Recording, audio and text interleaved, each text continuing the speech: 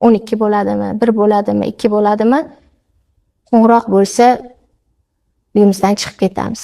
Men klinikaga boraman dedim. Turmush o'rtog'im endi bunaqa holatlarga уже o'rganib qolganlar. Chunki bilasizlar, 6-radomda faoliyat olib borganman. To'g'ri vaqt tanlamaydi. Klinikaga tez ketdim, bordim, laboratoriyani tayyorladik. Anesteziyolog, operatsionni medsestrani, qo'shimcha xirurgimizni hamma jamoani yig'dim. Zbor bo'ldi. Bemorim keldilar. Kerak tahlillarni qildik, operatsiya boshlandi.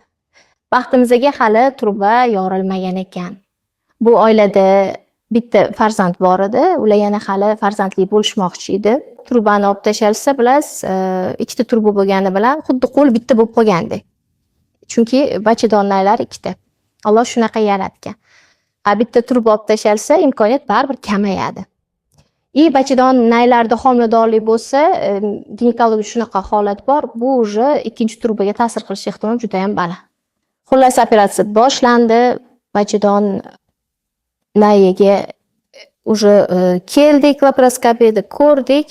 Baxtimizga bachadon nayi hali yorilmagan.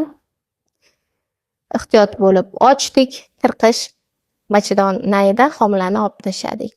Bachadon nayini tikladik. O'tkazuvchanligi tiklandi.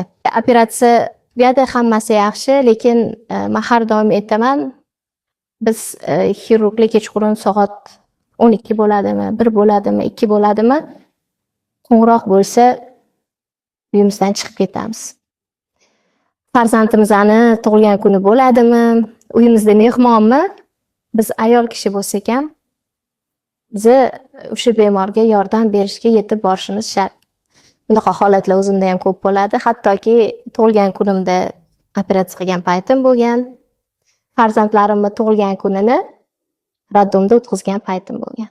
O'shaning uchun qaysidir ma'noda ko'plar aytadi, operatsiya qilasiz, farzandlar sog'lom dunyoga kelishga yordam berasiz. Har bir narsaning o'zining mashaqqati bor. Eng asosiysi biz oldimizga qo'ygan maqsadni bajaramiz va ayollarni organizmini ehtiyot qilamiz va yana farzandli bo'lishiga sababchi bo'lamiz. Bu uchun juda ham xursandman.